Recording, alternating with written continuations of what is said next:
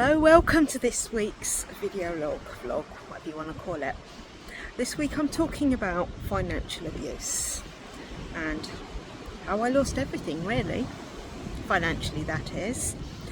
So if you're here for the first time on my channel, Go with Helen, welcome. Please support me by subscribing, liking, sharing, all the things, you know the drill. And I talk about my travels and rebuilding my life at the age of 61 in Australia.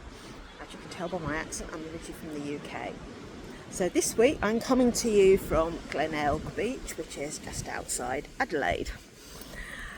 And I'd planned to talk about this topic anyway, and it's quite timely because I see that TSB in the UK are the first bank in the UK, I don't know if they have them anywhere else in the world, to employ an economic abuse advisor. This is somebody who lost everything, like I did, £1.8 million. That sounds a lot of money, but then when I think about it, I'm not far off that. If, you know, bearing in mind what my house and the other properties that we bought when we were together, what they would be worth now. It's a very emotional topic, and I can sort of feel the feelings coming up. But it's a very important one because nobody talked about financial abuse. And I talked in a previous video about post-separation abuse, what happens after you leave. And this was obviously continued, especially the financial abuse, up until he died in 2014. But the signs were there from the beginning, but I wasn't educated about them. I was always very good with money. I saved, I paid my credit card bill off every month, and I lived within my means. And he didn't, despite earning, when we met, we were only 19, and he probably earned nearly twice as much as I did. But there again, you know, he was paying rent, he was living in a shared house, I was still living with my parents, but even so, he could still afford it. But of course you think when you're young that they'll grow out of it, that they'll become good with money as they get older. But that wasn't the case, you know. And when we got married, he insisted that we had a joint bank account. I was not happy about that because I knew what he was like with money. But it's kind of like, well, you're married, that's what you do. I still feel emotional. And one of the times, actually I didn't talk about that in the other video when I talked about all the times that I almost left him, was we hadn't been married long and he went out and bought a new computer. Despite that we had discussed this, we couldn't afford it at the time, we didn't have the money and we'd save up. But he went and put it on a credit card. And I said, you know, it's stupid because you end up paying a lot more because you're paying the interest. And anyway, that was one of the first things. And we bought a house together, and we bought two more actually in the 90s as buy-to-lets. And we had the house that we lived in, and when we separated I had that house and he had the other two buy-to-lets. He still owed me quite a lot of money because they were worth slightly more, and the agreement was that we had like an endowment policy that I would receive the money for that when it matured, but he stopped paying that. So I got the money, but it was only just over half of what he actually owed me. And then he died, as I said, in 2014. He didn't leave a will. Now, when we bought the two buy-to-let properties, the intention was they were like inheritance for our sons, but he hadn't left a will, so his second wife got everything. He also owed me money in unpaid maintenance, and I could have put a claim on the estate within 2 years of his death, but I was just too, well, dysregulated, I suppose, upset. I couldn't think straight. And that's the thing. It's like over time he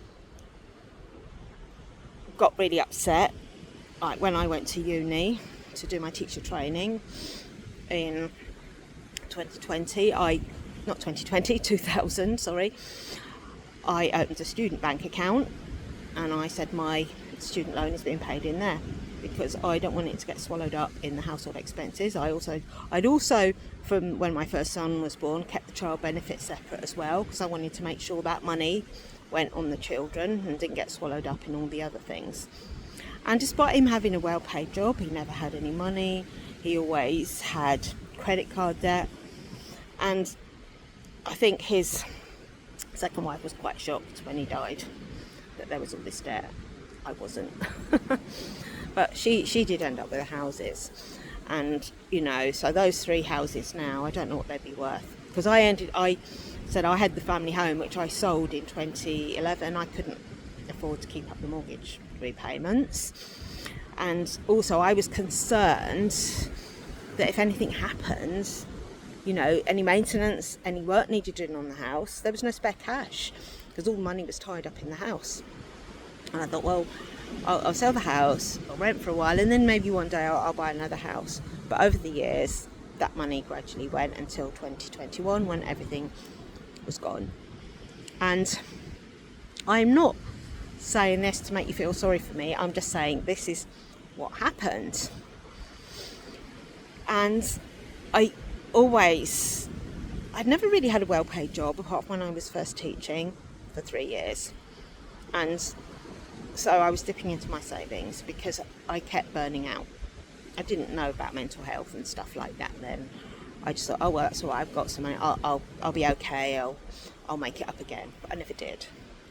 And I also spent a lot of money on coaching, which I regret.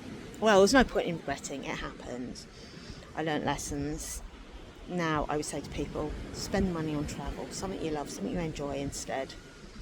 I mean, I'm not going to talk about the coaching industry now, but again, it was like, I could see, why are these people having success and I'm not? Why do I struggle? And then when I read about trauma, emotional dysregulation, executive functioning problems, which are sometimes packaged and labelled as ADHD, it's like, no wonder I couldn't maintain it. I couldn't focus. I couldn't pick a type of people that I wanted to help. And so eventually the money was all gone and I had a breakdown. And then since then, that's almost 4 years ago, in a couple of months, I've been gradually picking up pieces of my life. But at the same time, I was like, it felt like, like money is like everything's energy. It just felt like it was slipping away from me. But at the same time, the way that money was created, it was almost like maybe that needs to go anyway. And I was grateful at the time that I had the money to be able to take time off work, to be able to look after myself. And I'm also fortunate that my parents have been able to help me out. I mean, I don't know where I'd be if it wasn't for them. Really, I wouldn't be here if it wasn't for them. So,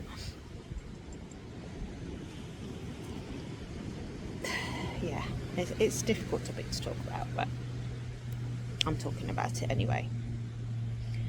So,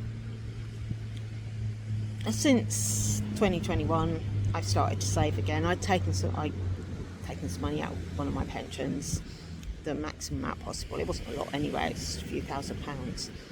So when I talk about how much money I actually have in savings, pensions, it's a few £1,000s. I'm not sure exactly how much, but certainly not enough to, if I live an average lifespan, it's not going to be able to support me. So that's one of the reasons I do YouTube, because I'd love it to monetize it one day. And also on my Substack, I'm going to figure out a way of monetizing that and offering a service on there to support people. But I'm just going to let that evolve, really. And I talk about my experiences, and I know that amongst women my age, they're not alone. Because you might think, well, why didn't I get a proper divorce settlement? Why, with hindsight is 2020. instead of him paying maintenance, I should have just taken one of those houses. But you know, I knew he wouldn't stick to his word, but at the same time I was scared of him. He's abusive and controlling, and my solicitor wasn't very good. Of course, when you look back, you don't know at the time, and he was writing letters, and in the end I just didn't have any more money. I thought my ex-husband wasn't responding to any of the letters. I said about going to court. The solicitor said, he didn't recommend it. With hindsight, would it have been better if I'd gone to court? Because I could have lost a lot of money, could have gone on the court fees. I don't know. But you can't change the past, so there's no point in worrying about that. But it's like, well, how does an intelligent woman like myself, a qualified maths teacher, end up in this situation financially? So, on the face of it, compared to most people in the Western world, I say most of them, but a lot of them, I am not as well off as them financially. But I don't feel poor, if that makes sense. I did for a while after, a few years ago, but I don't now. Look at the life that I'm living now. And it costs a lot less than you think. There are ways to get free accommodation. You meet people as you travel. People are very generous, and that's been part of the process as well, is learning to receive from people and not feeling bad. I mean, I don't ask my parents for money. I have done once the last few years, but other than that, I've never asked them for money. They've offered it to me, and I've been learning to receive, because by giving me money now, they can give me so much a year, and that reduces the amount of inheritance tax, because they're of an age where they've got good pensions, they've paid off their mortgage, and their house is in West London and worth a lot of money. They've been there since the 1960s, so we didn't have a lot of money growing up. So I don't subscribe to all this money mindset stuff that your net worth equals your self-worth, because it doesn't. It truly does not. And the thing is that when I was in this situation a few years ago, I started keeping a money tracker. I called it my abundance tracker. Any money that came in, even if I found a penny on the street, that would go. And gradually the money started to come in, because they say what you focus on expands. So that's what I do. I focus on what I have got rather than what I haven't. And if I've got enough money for today to buy food, to pay for my accommodation, then I'm wealthy enough. And I know that the money will have come to me however it's supposed to, and that I get paid for doing what I do.